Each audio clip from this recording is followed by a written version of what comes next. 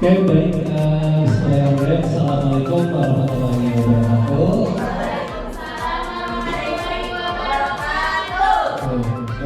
Selamat siang semuanya, Ibu Bapak.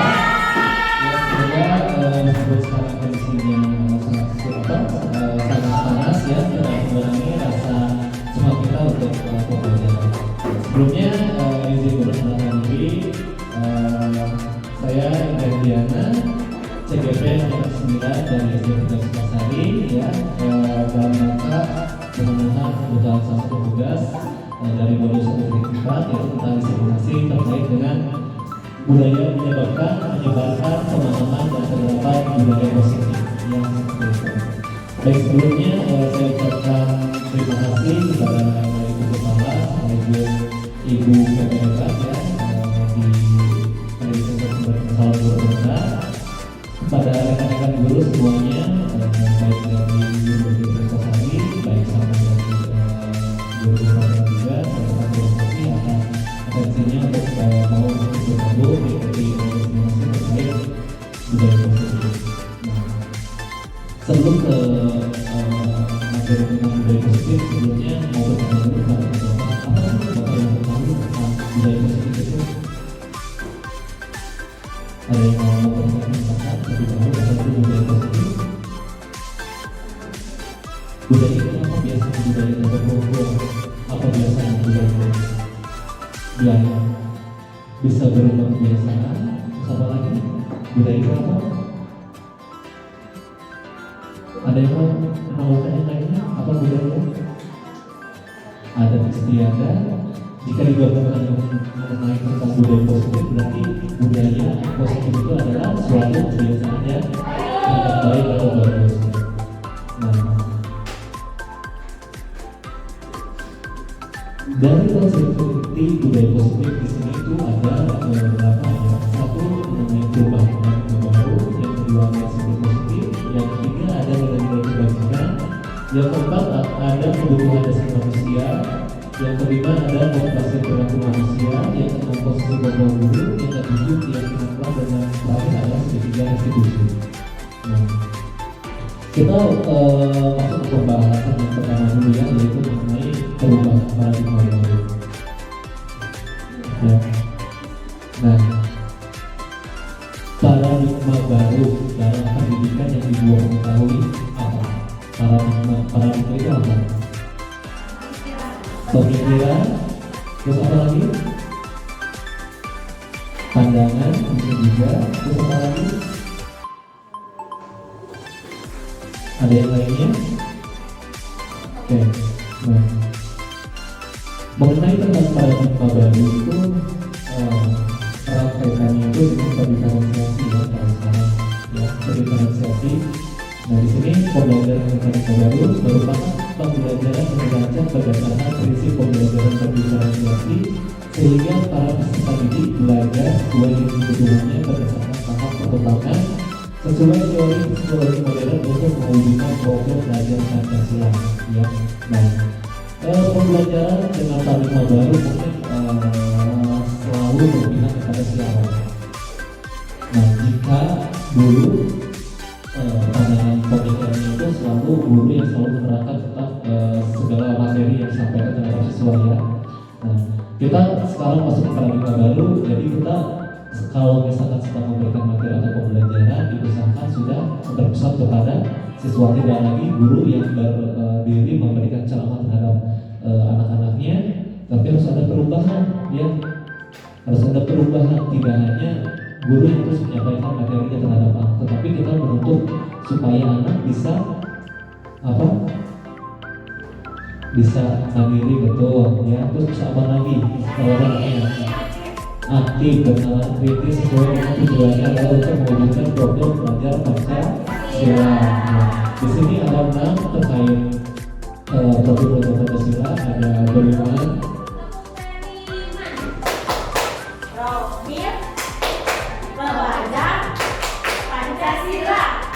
baik, ada yang bisa mencoba lagi semuanya.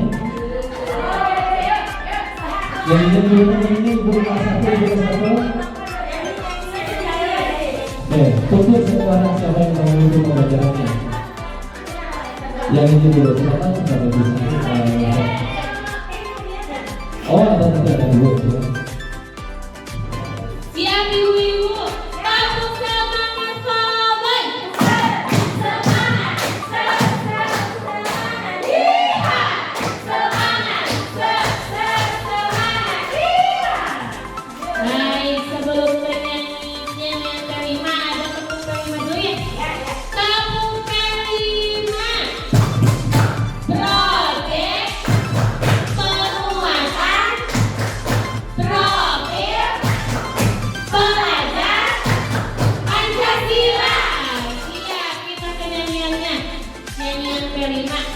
1, 2, 3.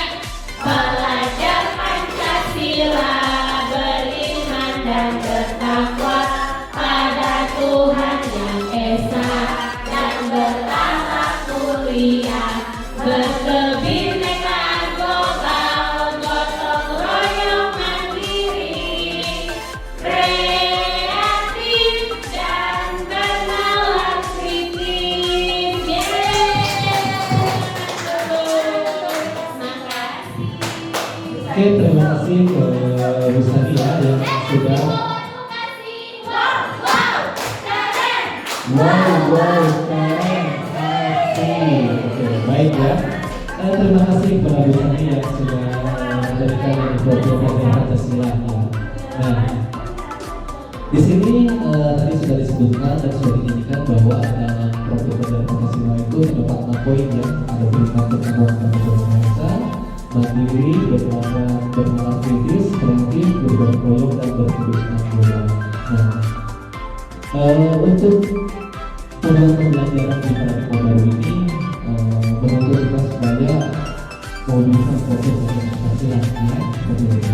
Nah, jika dulu kita menyampaikan materi pembelajaran di Paradigma baru itu sering terjadi kebiasaan seperti guru dari pagi sampai sore itu yang terus menerangkannya memberikan ceramah terhadap anak-anaknya ya. Itu adalah suatu kebiasaan yang harus kita ubah untuk sekarang ini. Jangan sampai ada guru yang seperti itu lagi ya. Terus ketika dulu juga pembelajarannya juga ada yang disertai dengan hukuman. Tapi untuk generasi kita di angkatan di sini ada yang lahir 2000 ada. Coba yang lewat 2000 berapa orang? 2000 berapa? Ada yang berapa? 2001 yang baik. Untuk kita dari tahun 90 ke bawah bahwa ketika pembelajaran itu ketika kita sedang atau tidak mengerjakan suatu tugas dari guru atau tidak mengerjakan tugas, seringkali kita diberikan hukuman ya.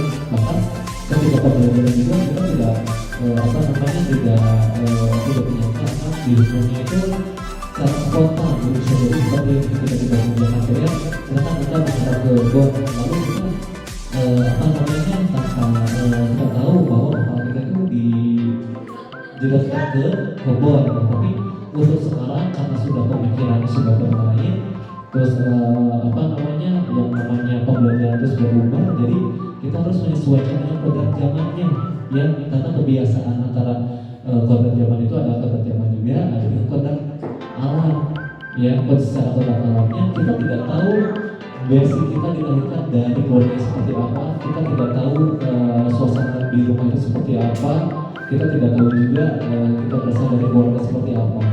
Tetapi ketika kita sudah dilahirkan, kita sudah ada, kita harus bisa menyesuaikan dengan kodrat zaman yang dimana sekarang itu yang namanya kodrat zaman juga pembelajaran sudah banyak berubah dan dengan ada juga diferensiasi pendidikan itu harus berfokus kepada siswa atau anak seperti itu.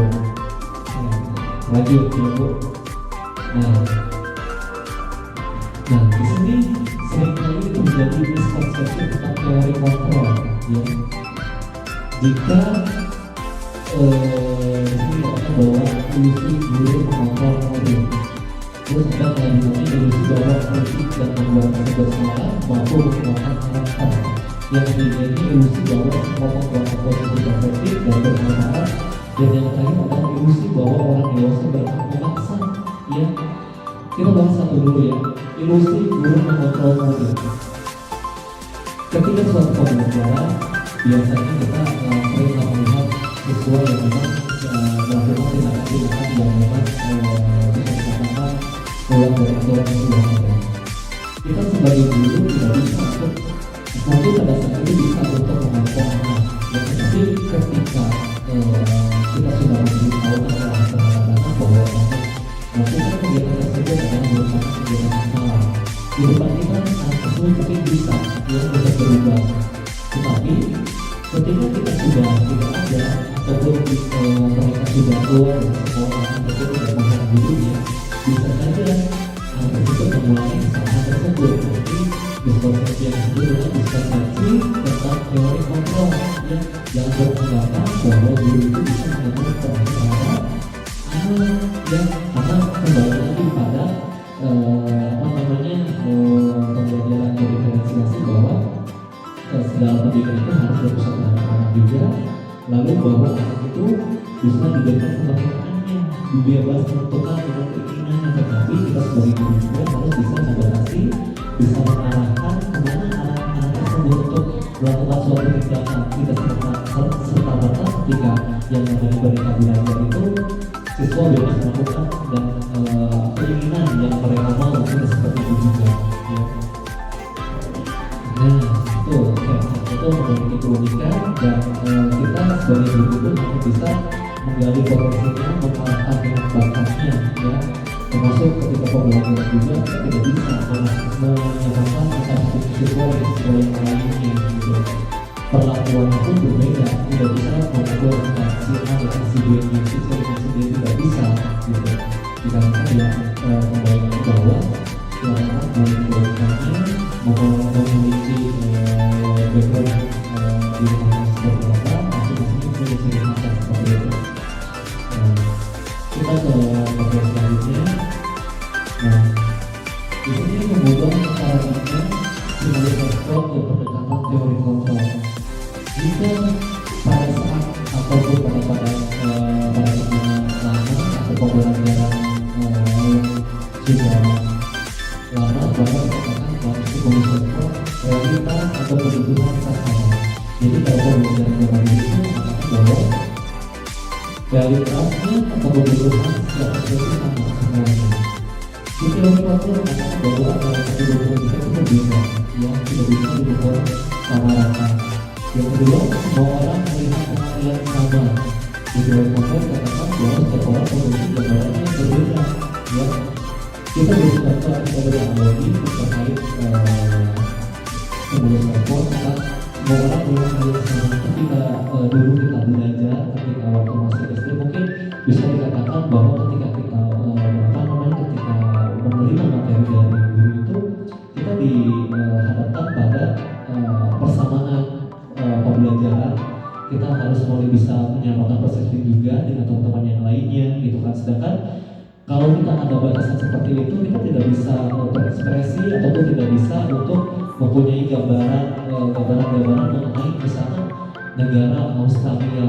Kalau dulu kan di Australia ada kanguru, ciri khasnya suku suku asli dari sana itu adalah Aborigin, gitu kan. Nah, kalau sekarang setiap orang memiliki gambarannya yang berbeda. Setiap orang juga bisa mungkin untuk menggambar pada negara Australia dengan imajinasinya sendiri, gitu. Kita tidak bisa untuk membatasi pemikiran anak, gitu. Tidak ada batasan untuk dalam pemikiran di teori kontrolnya. Terus yang ketiga di sini kita mencoba mengubah orang yang berpakaian sama dengan kita. Di teori kontrol kita berusaha memahami orang lain tentang dirinya. Jadi sudah sangat berbeda di antara stimulus respon dan teori kontrol, gitu ya. Perbedaannya itu sangat banyak, gitu. Cuma ini beberapa hal yang biasanya terjadi pada stimulus respon dan dalam teori kontrol, gitu. Terus ada orang lain bisa mengontrol saya, bisa tidak kalau orang lain mengontrol diri kita, bisa tidak? Tidak bisa. Misalkan buahnya dipaksa misalkan sama guru disuruh untuk makan minuman yang buah dipaksa tidak suka. Jadi kan kalau misalkan dipaksa seperti itu kita sebenarnya orang lain, gitu kan. Nah kita harus membawa perasaan juga ketika anak tidak suka dengan pembelajaran, kita tidak lebih apa namanya lebih pendekatannya harus diperbaiki, bukan dengan cara memaksa anak tersebut gitu ya. Harus dibedakan cara pendekatan terhadap anak seperti apa sehingga nanti anak tersebut ada rasa suka terhadap suatu mata pelajaran gitu. Terutama misalkan anak-anak yang memang ketika pembelajaran matematika beliau tidak menyukai pembelajaran tersebut, memang kita tidak boleh memaksa anak tersebut untuk menyukai pembelajaran tersebut, tapi bagaimana cara kita melakukan pendekatan supaya anak tersebut ada kemauan untuk belajar dalam pembelajaran matematika seperti itu. Sampai di sini dulu ada yang menanyakan dulu di Bapak terkait apa tadi namanya teori seksual atau apa teori seksual, ada yang menanyakan dulu. Silakan dulu.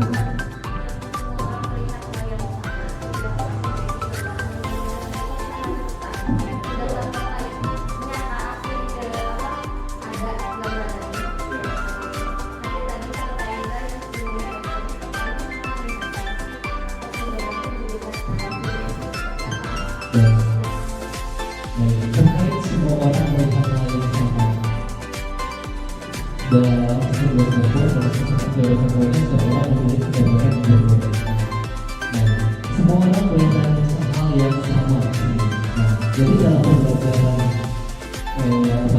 pembelajaran keluarga atau yang kita dengan apa itu bisa diharapkan dulu bahwa misalkan dalam pembelajaran itu kita melihat satu negara atau kita melihat kita itu berbeda, cuma cara berpikir sama cara kita untuk mengelolanya menjadi imajinasi kita itu berbeda.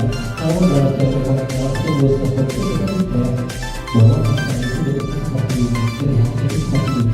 Sedangkan yang namanya saudara semakin juga ada yang namanya perubahan, tidak bisa tetap sama gitu. Jadi kalau misalnya gurunya bagus bagaimana, cara juga bisa berpikir secara kritis untuk memiliki gambaran dan imajinasi masing-masing gitu. Jadi tidak bisa kita memberikan batasan-batasan kepada anak bahwa untuk menggambarkan sesuatu itu seperti ini gitu. Jadi anak itu biar keluar imajinasinya, pola pikirnya biar keluar seperti apa, terus cara pandangnya itu tidak berbeda, tidak akan sama antara satu anak dengan anak yang lain gitu. Kalau misalnya memang pembelajaran yang lama itu perlu memberikan batasan-batasan gitu Bu. Jadi sehingga satu anak satu kelas di dalam itu bakal sama, semua pola pikirnya tidak ada yang berbeda, materi yang dia punya dengan anak yang lain pasti sama, tidak ada perbedaannya masing-masing. Jika misalnya Bu Ami mau berpikir bahwa di Australia itu ada guru atau apa, saya kayaknya karena sering lihat atau sering baca banyak tahu, jadi misalkan yang diungkapkan itu jauh lebih banyak daripada apa yang disampaikan oleh gurunya juga seperti itu. Kalau misalnya dulu tetap different, jadi memang yang namanya perkembangan juga semakin kesini seiring berubah juga seiring meningkat lagi. Jadi yang namanya bisa seorang bisa merasa yang sama pun tidak bisa untuk kita konteks seperti itu.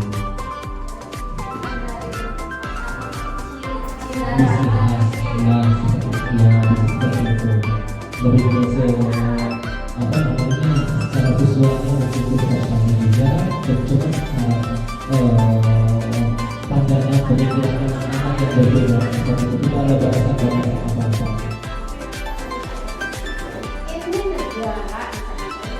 Iya.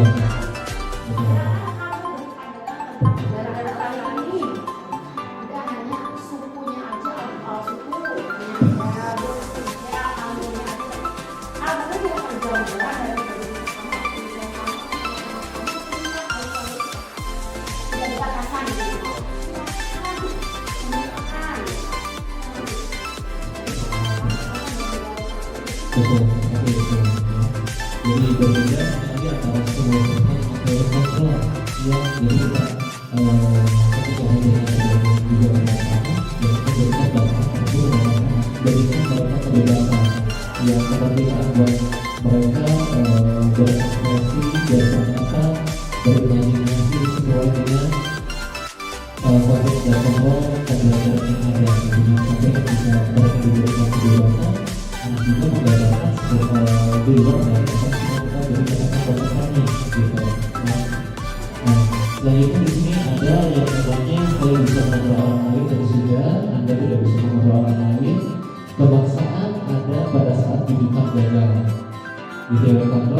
kolaborasi, konsensus, menciptakan pilihan-pilihan baru. Ya.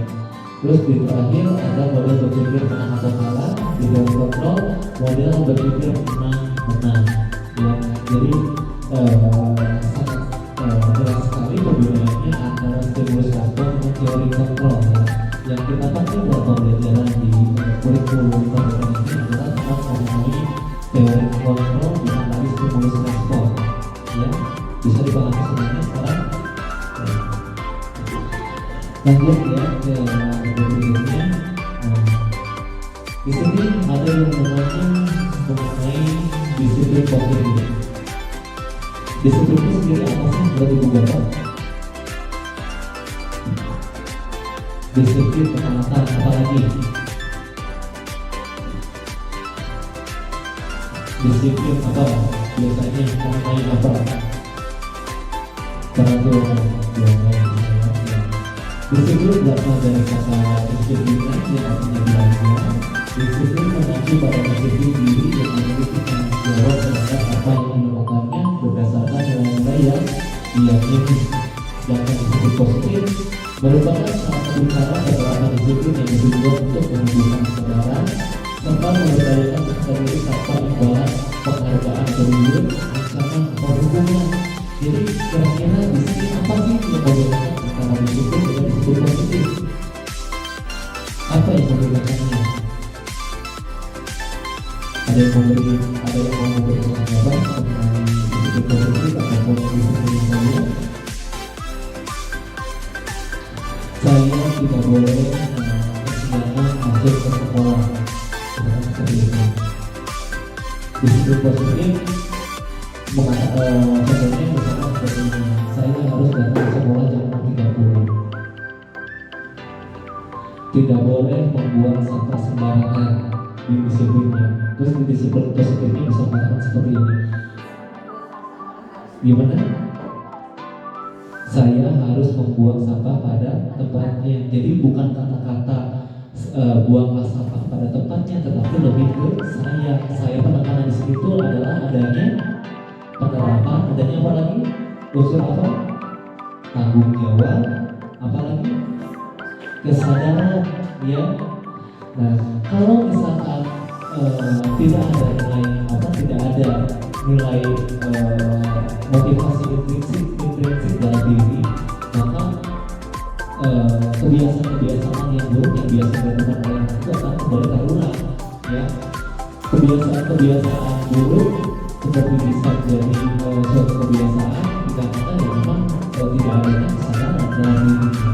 Jadi penekanan di sini adalah menggunakan disiplin positif itu adalah lebih ke arah yang memang bagaimana cara supaya anak bisa menimbulkan rasa tanggung jawabnya, rasa kesadaran dalam dirinya. Kalau misalkan hanya hanya untuk membuang sampah sembarangan, misalkan ditulis sama gurunya, setelah itu tidak boleh kamu membuang sampah, ambil dalam sampah kembali. Kalau hanya misalkan teguran tersebut tidak akan berubah untuk kedepannya, tidak akan memicu untuk membuat anak tersebut mempunyai kesadaran, ya.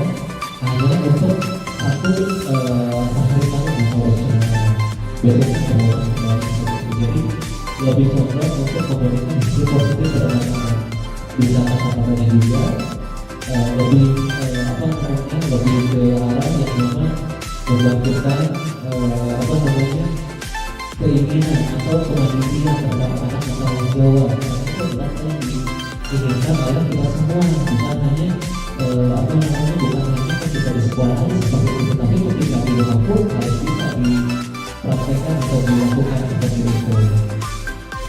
Nah, sebagai pendidik tujuan kita adalah menciptakan peserta didik yang memiliki disiplin diri sehingga mereka berperilaku mengacu kepada nilai-nilai kebajikan universal dan memiliki motivasi intensif dalam perubahan perilaku ke arah yang lebih baik, ya, seperti itu. Contoh kasus kita di SD 3 Spasari yang kita kebetulan saya pribadi sama Bu Ajeng membantu sebagai konselor di sekolah, ya. Gitu ya, sebagai konselor ya, karena yang namanya di sekolah dasar itu adalah pengalamannya itu jauh lebih banyak daripada 20 yang lain, yang terutama kita sharing berbagi pengalaman, terutama ke ibu-ibu PPL dan ke PPL di sini. Yang namanya guru sekolah dasar itu ibu bapak, jadi harus bisa bekerja harus saat ibu bapak harus sekolah dasar, ya. Karena di sekolah dasar itu tidak ada guru konseling, tidak ada guru STUK, tidak ada, ya. Jadi semua yang ada di sini adalah borongan. Pas hari para guru agama juga terkenal sebagai operatornya guru BIOK, tugas tambah sebagai operator bawah tambah, konseling juga. Jadi semuanya itu bisa diberikan tugas-tugasnya masing-masing. Berbeda dengan kita berada di SMK atau SMK, staff PLB ada, guru BK-nya ada, ya semuanya sudah mempunyai sekolahnya masing-masing. Dari sekolah dasar memborong ini, jadi yang wayahnya atau harus bisa menjadikan ketika kita diberikan tugas tambahan atau kita diberikan tanggung jawab dari sekolah mau tidak mau harus ya mau tidak mau harus mau meskipun tidak mau ya harus mau tetap ya namanya juga belajar. Kalau kita ada keinginan selalu pasti akan bisa ya seperti itu. Nah, tadi di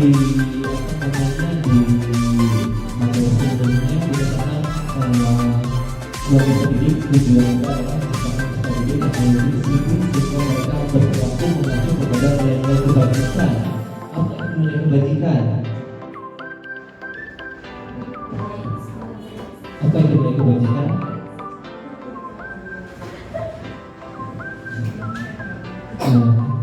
Kita sekarang akan membahas tentang nilai kebajikan ya.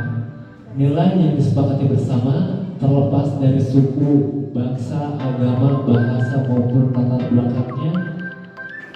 Dan di sini saya memberikan contoh nilai kebajikan dalam institusi atau organisasi. Di produk pelajaran Pancasila nilai kebajikan itu ada berapa? Ada berapa? Nah, ya beriman dan bertakwa pada Tuhan Yang Maha Esa dan berhalal mulia, berkebaikan global, gotong royong, mandiri, kreatif dan berkarakter. Nah, jadi nilai kebajikan itu adalah nilai yang memang harus kita taati atau harus kita laksanakan, ya cita-cita yang kita inginkan dalam proses pendidikan di sekolah. Terus saya juga memberikan gambaran mengenai satu kebajikan di institusi Ibu Primary di program atau disingkatnya adalah ini IPY ya. Kalau ada nilai toleransi, rasa hormat, integritas, mandiri, menghargai, antusias, empati, keingintahuan, kreativitas, kerjasama, percaya diri dan komitmen. Lanjut ada keterampilan hidup di sini mengenai skill, dapat dipercaya, guru hati, pendengar yang aktif, juga berenang orang lain dan memberikan yang terbaik bagi diri. Nah, itu sebelum tahunan guna nilai kebajikan atau kalau misalnya dalam pembelajaran di tingkat SMK, yang sebenarnya musuh apa di tingkat SMK? Misalkan harus bisa IT, ya untuk kalau misalkan untuk melanjutkan ke tempat berikutnya untuk bekerja. Terus kalau misalkan dari nilai kebajikannya kita bekerja itu harus seperti apa? Harus mempunyai seperti apa? Tanggung jawab, jujur itu berlaku bukan hanya dalam dunia pekerjaan saja, di dunia sehari-hari pun harus tetap sama, ya. Nah, lanjut ya. Nah, kita ke materi berikutnya yaitu tentang kebutuhan dasar manusia. Kebutuhan dasar manusia itu ada berapa? Ada yang tahu? Boleh apa saja Bu? Primer, sekunder, sama apa? Tersier. Terus apa lagi? Ada yang mau berikan tanggapan yang lain? Karena mungkin dosen ini adalah dosen dari guru ekonomi, jadi dia yang membuatnya masalah itu ya. Ada yang lain kebutuhan dasar manusia. Sabar, sabar, sabar, bisa. Rasa kasih sayang termasuk tidak? Termasuk. Nah.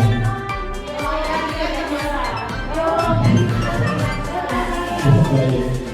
Pada teori ini, Mosel beranggapan bahwa kebutuhan menjadi alasan terbentuknya motivasi pada diri seseorang atau individu untuk melakukan semua kegiatan yang sekiranya dapat menopang individu tersebut dalam usaha memenuhi kebutuhan mereka. Jadi kita lihat nih, ada beberapa kebutuhan dasar manusia.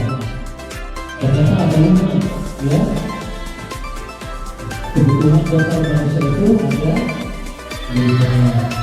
Satu, ada yang namanya survive atau kebutuhan untuk bertahan hidup, ya. Untuk kita bertahan hidup, contohnya apa? Berapa uang, apa lagi? Rumah, betul. Sadang, pangan itu termasuk dalam kebutuhan untuk bertahan hidup atau survive, ya. Yang kedua, ada cinta dan kasih sayang, ya. Tapi sebenarnya juga akan membutuhkan yang namanya rasa cinta dan kasih sayang. Kita tidak bisa berdiri sendiri dalam kehidupan. Ya Pak, yang betul Pak?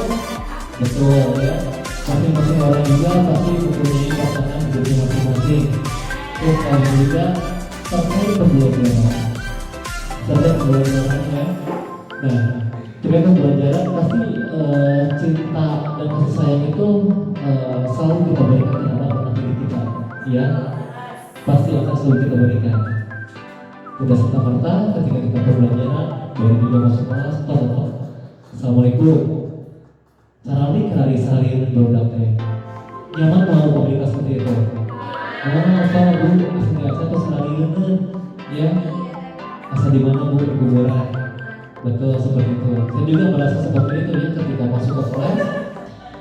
Terutama di kakak kita bapak sama kelihatan. Dan terlalu pak. Ya. Baik. Bagaimana? Ada cinta dan kasih sayang, kebebasan, kesenangan, dan penguasaan. Maksudnya bukan penguasaan. Ya. Nah, untuk di poin kebebasan ini dan freedom ini kita bisa memberikan kebebasan terkait masalah berpikir terhadap kebebasan untuk memberikan pendapat, kebebasan untuk bertanya, berpikir, ya. Untuk di kesenangan tersendiri, kalau masalah senang biasanya di dalam kelas itu ada apa? Permainan, SDG, humor termasuk, ya. Nah, kalau di kekuasaan atau power biasanya ada apa di dalam kelas? Kekuasaan bukan kekuasaan, penguasaan biasanya di dalam kelas ada seperti apa? Penguasaan biasanya ada seperti apa? Penguasaan.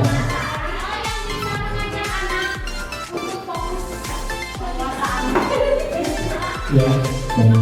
Biasanya satu ini ada yang memang ada kelas itu pengen diakui ketika pembelajaran Pak, dia suami butuh pengakuan.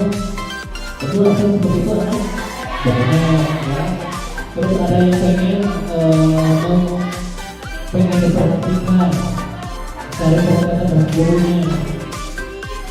Betul, ada yang pengen dipuji. Itu kan termasuk ke dalam penguasaan, ya. Jadi anak itu karakternya berbeda-beda di gambar kebutuhan dasar sebelah ini saya sama gitu ya, ya. Jadi 5 kebutuhan dasar manusia. Satu ada apa bu? Kebutuhan untuk hidup. Yang kedua ada cinta dan kasih sayang. Yang ketiga ada kebebasan.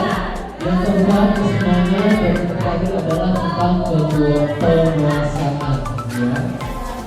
Kesenangan itu meliputi ketika kita pembelajaran tidak merasa ada ancaman atau ada rasa takut ketika pembelajaran. Keterpaksaan karena hubungan itu juga termasuk di sana yang kita tidak memberikan kenyamanan terhadap siswa kita. Nah, lanjut. Di sini ada mengenai tentang motivasi perilaku manusia, ya. Motivasi itu terdiri dari 2 macam. Satu motivasi prinsip, yang kedua adalah ekstrinsik. Coba bisa nih, motivasi ekstrinsik apa bisa nih? Ekspresi biasanya muncul ketika apa? Dorongan dari luar bisa berupa dalam hal apa? Bentuknya betul dari orang tua, pasangan, keluarga, apalagi saudara, bisa apalagi bisa tidak hal yang namanya motivasi itu muncul dari sebuah figur yang kita berikan pertama. Bisa ya, jadi motivasi itu terbagi menjadi dua, satu intrinsik, yang kedua adalah motivasi ekstrinsik ya. Motivasi ekstrinsik itu muncul itu untuk menghindari ketidaknyamanan atau hubungan, bisa juga untuk mendapatkan imbalan atau penghargaan dari orang lain. Kita bahas dulu. Untuk menghindari atau ketidaknyamanan hukuman, biasanya motivasi ini keluar kalau menghindari ketidaknyamanan atau hukuman dalam pembelajaran seperti apa? Betul, bisa. Saya mau mendengarkan pembelajaran di kelas karena saya takut sama gurunya. Iya, karena kan muncul ketidaknyamanan atau hukuman. Upami misalnya kamu bingung tidak mengikuti pembelajaran, upami patah wae masuk nanti nilainya ibu guru akan kurangi. Itu juga sama, tidak diperbolehkan dalam pembelajaran. Ya. Terus adanya hukuman. Iya, kita tekanan yang diberikan Bu. Ya, tadi kita masuk ke pembelajaran ya.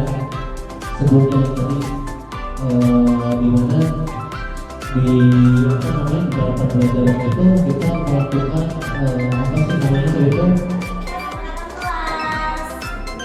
itu keyakinan kelas bisa kita akan berbeda antara kesepakatan kelas dengan keyakinan ya. Nah, yang kedua untuk mendapatkan imbalan penghargaan dari orang lain. Jadi tetap sama bisa menimbulkan motivasi dari diri ketika kita diberi hadiah baru mau untuk belajar, baru mau untuk menghasilkan sesuatu gitu ya. Nah, yang lebih kita tekankan dalam pembelajaran ini adalah mengenai motivasi prinsip, bagaimana kita cara membuatnya supaya mereka itu mempunyai kesadaran, mempunyai tanggung jawab agar pembelajaran ataupun dalam melakukan segala sesuatu itu sudah nanti tidak disuruh-suruh, sudah tidak lagi keterpaksaan yang jadi sudah muncul dalam diri sendiri karena sudah melakukan kebiasaan-kebiasaan yang baik. Bisa saja dari apa yang sudah saya sampaikan sebelumnya, dikatakan misalkan guru itu kebiasaannya itu selalu membuang sampah tidak pada tempatnya. Di dunia kita diberi teguran oleh misalnya guru ini tidak boleh membuang sampah sembarangan. Mungkin pada waktu itu guru ini berubah sekat karena ada motivasi ekstrinsik yang tekanan atau hukuman dari gurunya. Tetapi ketika sudah ditegur membuang sampah pada tempatnya juga, bisa juga nanti di lain waktu dia juga akan membuang sampah sama seperti itu lagi. Makanya kita membutuhkan kesadaran di sini, ya, kesadaran diri, rasa tanggung jawab, supaya nanti kebiasaan atau kebiasaan tersebut bisa hilang dari anak tersebut, ya. Nah, lanjut untuk selanjutnya. Nah, di sini ada yang namanya hukuman, konsekuensi, dan yang terakhir ada yang namanya restitusi. Ini adalah suatu bentuk yang bisa dikatakan serupa tapi tak sama, ya. Kita di dalam pembelajaran biasanya suka memberi hukuman karena juga ada yang bukan konsekuensi, tetapi mungkin untuk restitusi saya juga baru belajar sekarang yang namanya restitusi. Nah, kita bahas sama apa sih perbedaan antara hukuman, konsekuensi sama restitusi. Hukuman tidak terencana atau dilaksanakan tiba-tiba. Murid tidak tahu apa yang akan terjadi atau tidak dilibatkan, bersifat satu arah dan berupa hukuman fisik atau psikis. Contoh misalkan untuk hukuman, Adit misalkan datang ke sekolah pukul 7.30, datang melewati guru yang tiket, Kenapa kamu kesiangan? Misalkan dia memberikan alasan, nanti makanya di sekolah tidak benar, itu berupa hukuman, ya. Karena dilakukan secara tidak. Kalau konsekuensi itu terencana disepakati sesuai peraturan, murid tetap dibuat tidak nyaman, setiap guru selalu memonitor murid. Jadi yang namanya konsekuensi itu kesepakatannya itu atau aturannya itu sudah ada di dalam kelas. Ibu sudah bikin kesepakatan kelas, tapi belum sampai ke apa? Tadi gue sih sampaikan apa? Keyakinan kelas, baru membuat peraturan kelas, ya. Seharusnya di dalam pembelajaran itu di tiap kelas itu ada yang namanya kesepakatan, keyakinan kelas, ya. Jadi bisa buat bapak juga, buat guru, ibu bapak guru BPK juga, nanti kalau misalkan dalam pembelajaran ketika menjadi guru atau menghadiri di sekolah lain juga, ketika pertama kali masuk ke sekolah, buatlah yang namanya keyakinan kelas, bukan yang namanya kesepakatan kelas, ya, seperti itu. Nah, yang terakhir di sini ada yang namanya restitusi, proses menciptakan kondisi bagi murid untuk memperbaiki kesalahan atau proses kolaboratif yang mengajarkan murid untuk mencari solusi sendiri. Nah, nanti kalau yang restitusi ini akan nyambung kepada 5 posisi kontrol seorang guru, ya. Nanti ada 5 poin. Jadi inilah yang membedakan antara hukuman, konsekuensi sama restitusi, ya. Hukuman yang tidak terencana, tidak. Kalau untuk konsekuensi itu sudah disepakati, sudah ada aturan yang disepakati juga. Kalau restitusi itu bagaimana proses menciptakan kondisi bagi murid untuk memperbaiki kesalahan, ya. Untuk rekan-rekan guru yang lain juga kita membuka untuk sama-sama saling belajar, menggali lebih dalam lagi yang terkait masalah restitusi, ya. Karena permasalahan yang ada di sekolah kelas atau di sekolah itu bukan berarti tanggung jawab dari guru tersebut, ya, bukan diimban sendiri oleh atau berjuang sama guru tersebut sendiri gitu, tapi harus menjadi dua kita semua sama-sama belajar, ya, mengenai restitusi. Nah, tadi saya sudah katakan bahwa di restitusi ini nanti akan muncul 5 posisi kontrol guru, di mana guru itu bisa menjadi pembantu, pembuat merasa bersalah, menjadi seorang teman, pemantau, dan menjadi seorang manajer. Nah, di sini saya sudah memberikan contoh kasusnya. Contoh penerapan 5 posisi kontrol guru. Kasusnya adalah siswa tidak memakai atribut lengkap pada saat upacara bendera. Posisi kontrol sebagai penghukum hormat pada bendera selama 1 jam itu termasuk ke dalam penghukum. Berapa kali ibu bapak harus memberitahu kamu selalu saja mengecewakan ibu bapak, itu termasuk ke dalam membuat merasa bersalah. Terus kasus yang ketiganya, ayo dong ikuti arahan sekolah, aturan sekolah, tolong bantu ibu bapak ya, sekali ini ya sudah tidak apa-apa, lain kali jangan sampai berbuat seperti itu lagi ya. Itu adalah memposisikan kontrol sebagai teman. Dan yang terakhir yang keempat, kamu sudah melanggar aturan sekolah, kamu tahu konsekuensinya. Setelah pacaran, kamu bilang dirinya operasi dan jangan diulangi lagi. Nah, ini posisinya adalah sebagai pemantau. Dan untuk sebagai manajer, apakah kamu tahu kesalahanmu? Kira-kira bagaimana kamu memperbaiki kesalahanmu? Bagaimana sebagai kontrol guru sebagai manajer? Bisa dipahami? Karena setelah ibu bapak barusan mengenai saya ini, saya akan memberikan soal. Ya, ada soal yang langsung boleh jawab atau tidak langsung berdiri. Ya. Nah, posisi kontrol apakah aku? Saya kecewa sekali dengan kamu, bukan berpasangan ya ini ya, bukan salah kita. Saya kecewa sekali dengan kamu. Posisi kontrolnya apa? Posisi kontrolnya sebagai apa? Satu sebagai apa saja?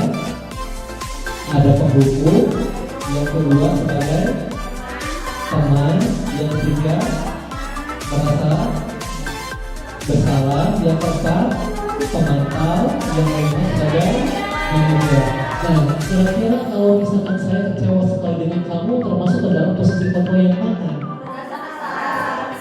Nah, kita lihat jawabannya ya. Oke, ini adalah termasuk posisi kontrol yang membuat rasa bersalah ya. Apa? Iya, yang kedua posisinya.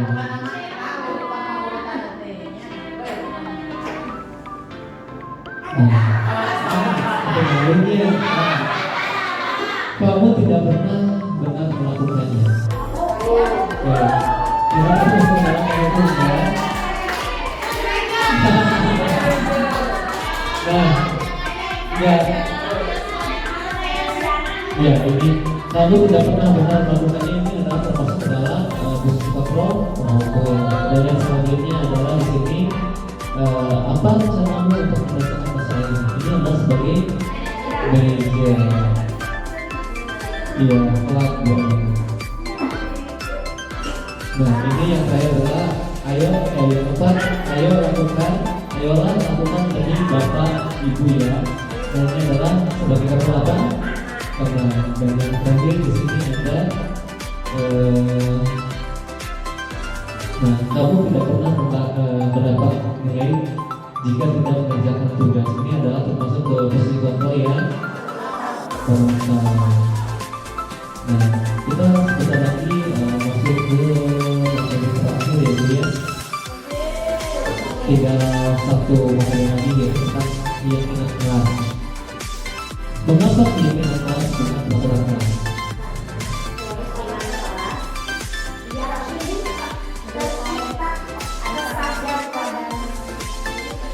Peraturan kelas dibuat sama dengan kesepakatan antara guru dengan siswa. Keyakinan kelas pun sama.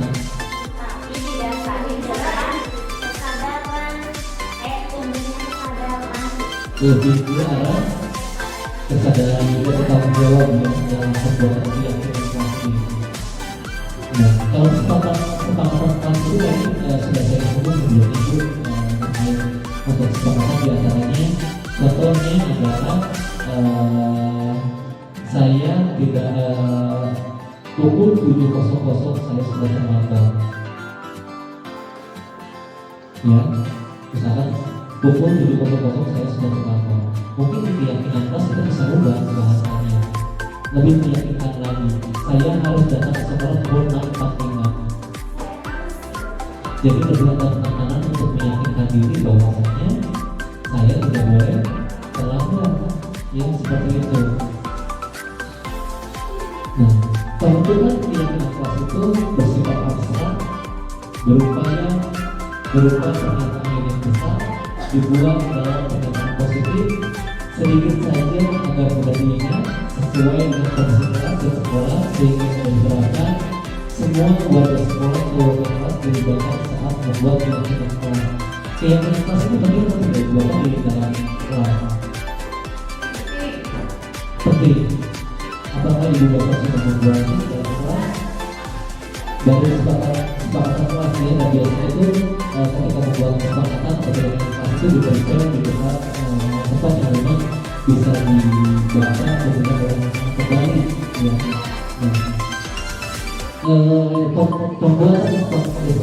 Pembuatan keyakinan kelas ini harus didasarkan pada satu kesepakatan. Yang kedua kita bisa berkeyakinan terkait tentang apa yang kita sepakati di dalamnya ya. Jadi bukan hanya antara guru dan siswa bisa membuat keyakinan kelas itu, tapi kalau misalkan antara orang tua dan sekolah bisa tidak keyakinan sekolah membuatnya. Misalnya itu adalah merupakan salah satu juga kekurangan dari kita mengenai tidak ada keyakinan antara pihak sekolah dengan orang tua. Kita berikan saja sebenarnya untuk masalah keyakinan itu, dan baru kita juga akan melakukan tindak lanjut dari dari prakarsa perubahan ya. Pada saat pelaksanaan pendampingan kemarin kita belum merealisasikan kegiatan tersebut ya, prakarsa perubahan tentang pembuatan keyakinan sekolah. Nah sekarang di sini di pembentukan keyakinan kelas juga kita harus membuatnya gitu ya. Jadi bukan hanya peraturan biasa. Kalau ke peraturan itu hanya lebih ke masalah apa namanya, lebih ke masalah hubungan. Apabila kita tidak seperti ini, nanti bapak saya akan menghukum Anda, gitu kan? Kalau keyakinan kelas itu lebih meyakinkan diri, lebih menimbulkan kesadaran diri, ya. Karena di sini juga untuk dalam pembelajaran khususnya di kurikulum merdeka ini lebih mengejar kepada targetnya itu apa? Mengejar profil belajar Pancasila, ya.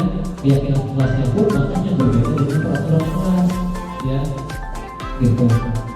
Nah, kita yang terakhir di sini kita mengenai segitiga restitusi. Suatu proses dialog yang dijalankan oleh guru akan dapat menghasilkan murid yang mandiri dan bertanggung jawab. Di sini ada 3 poin. Yang pertama, menstabilkan identitas terlebih dahulu. Yang kedua, tindakan yang salah. Dan yang ketiga adalah menanyakan keyakinan. Ya, tadi kalau misalkan sudah dibuat keyakinan kelasnya, baru kita bisa untuk membuat segitiga restitusi. Kalau misalkan sudah ada permasalahan di dalam kelas, ya, baik berupa permasalahan antara siswa dengan temannya atau siswa dengan kelas yang lain, ataupun bisa orang tuanya ketika suatu permasalahan menanyakan kenapa anak saya seperti ini, ya. Misalkan kemarin ketika pagi-pagi sebelum masuk sekolah, rambutnya panjang di setiap kelas saya kasih karet kepala diikat rambutnya, ya, ikuti ya cara lihat rambutnya. Kalau misalnya ada yang bermasalah, kita tinggal menggunakan secara teori, memang kita menggunakan segitiga restitusi. Dan kita bisa belajar identifikasi dulu. Yang kedua, validasi apa yang membuat hal tersebut. Dan yang terakhir kita menanyakan keyakinan kelasnya seperti apa. Jadi bukan hanya guru kelas saja yang bisa membuat keyakinan kelas, baik guru ketua, guru PA juga bisa berkolaborasi dengan guru kelasnya, dengan orang tua kita bisa berkolaborasi dengan siapapun. Nah, untuk selanjutnya, nah di sini menstabilkan identitas berdasarkan prinsip membuat kesalahan adalah bagian dari proses pembelajaran. Jadi kita ketika belajar tidak bisa menghakimi anak. Kenapa kamu tidak bisa 2 kali 2? Kenapa kamu tidak bisa penjumlahan? Kenapa kamu tidak bisa mengurangnya? Ya, kita tidak tahu di rumah itu seperti apa. Apakah ada perhatian dari orang tuanya? Apakah diperhatikan oleh ibu dan ayahnya atau teman-temannya? Ataukah memang dia tinggal sama siapa di rumah? Ya, jadi lebih mudah karena bagaimana kita melakukan pendekatan yang berbeda terhadap anak atau siswa. Kita tidak bisa menghakimi langsung dari anak, menghakimi anak seperti itu. Gara-gara tidak bisa menembak kalian, berjumlahan, tidak bisa membaca, gitu ya. Nah di sini dikatakan bahwa membuat kesalahan adalah bagian dari proses pembelajaran. Salah juga betul yang positif, betul dalam proses pembelajaran ini. Gitu. Ketika anak membuat kesalahan, sudah kita bahas, udah salah diberi hukuman seperti itu. Yang karena itu adalah merupakan proses pembelajaran. Tidak ada manusia yang sempurna kecuali apa kata bapak pengawas saya? Rokok, ya. Jadi tidak ada anak yang memang dilahirkan secara sempurna. Yang semuanya komponen-komponennya sempurna dan komponen masing-masing.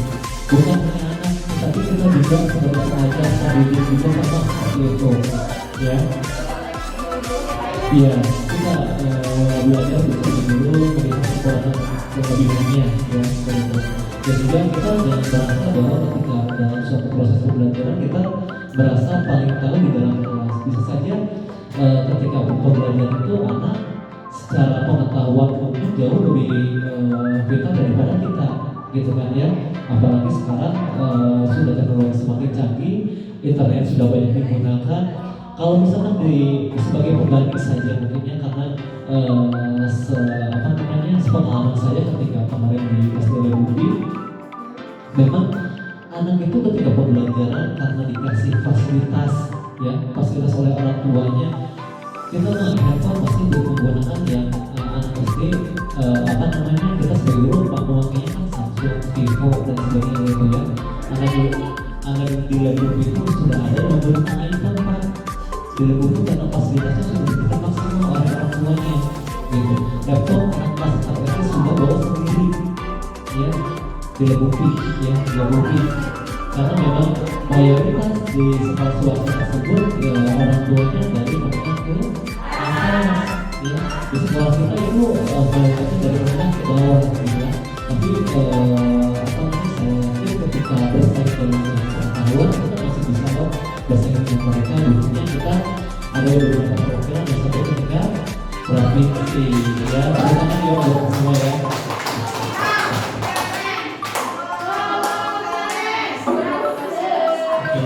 Ya, selanjutnya ibu bapak tidak mau mencari siapa yang salah, tapi ibu bapak mencari solusi dari masalah. Jadi dalam segitiga revolusi ini, dalam konteks stabilitas identitas itu, jadi tidak ada menyalahkan terhadap siswa, ya, tidak ada menyalahkan terhadap siswa. Selanjutnya, kualitas tindakan yang salah berdasarkan prinsip yang berlaku berupaya memenuhi kebutuhan tertentu, ya. Kamu pasti punya alasan mengapa melakukan hal itu. Padahal kamu bisa melakukan yang lebih buruk dari ini ya. Kamu pasti bangga karena telah mengikuti sesuatu yang penting buatmu. Kamu melakukannya karena mempertahankan sesuatu yang penting bagimu. Jadi kita tidak langsung menghargai atau menghakimi anak ketika melakukan suatu kesalahan. Tapi tanya dulu lah alasannya kenapa. Ya, alasannya seperti apa? Kenapa anak itu melakukan suatu kesalahan. Dan yang terakhir, menanyakan keyakinan kelas. Karena tadi kita di awal sudah membuat keyakinan kelas berdasarkan prinsip teori kontrol bahwa pada dasarnya kita termotivasi secara intrinsik. Ya, kalau misalkan kita sudah muncul motivasi intrinsik, kita akan mempunyai kesadaran tanggung jawabnya sendiri, ya. Bukan hanya siswa, kita memberi contoh ketika sebagai guru datang ke sekolah jam 7, jam 6.30 kalau ada ibu kepala baru jam 30. Tetapi kalau misalkan kita sudah termotivasi secara prinsip datang dari dalam diri kita, mau ada ibu kepala ataupun tidak, kita jam 30 sudah ada di sekolah, ya seperti itu. Kalau misalkan memang motivasinya belum keluar secara dari prinsipnya, ya mau sampai kapanpun yang namanya kalau tidak dalam dari diri sendiri tidak akan bisa, ya. Terus berulang seperti itu. Bisa juga dari prinsip apabila itu kepala ada, baru kita makan, ya seperti itu. Bisa dipahami ibu bapak? Ya, baik. Alhamdulillah kita sudah berada di penutup. Dalam penerapan program disiplin positif ini, hendaknya guru memiliki standar kepribadian, profesional, dan sosial yang baik di mana guru mampu mengekspresi dirinya dalam proses kontrol saat ini. Bagaimana perjalanan dirinya sebagai among atau manajer yang menuntut dirinya menjadi insan yang mandiri, merdeka, dan bertanggung jawab di sekitar pendidikan dia. Alhamdulillah kita materi dari awal sampai akhir sudah selesai. Ada yang ditanyakan dulu barangkali dari ibu bapak? Kalau misalkan sudah di apa kita sampai berbicara lagi, saya ucapkan terima kasih sekali lagi buat teman-teman semuanya. Mudah-mudahan tidak merasa puas dari apa yang disampaikan, sehingga ibu bapak bisa menggali pengetahuan yang lebih banyak lagi dari apa yang sudah saya sampaikan. Wassalamualaikum warahmatullahi wabarakatuh.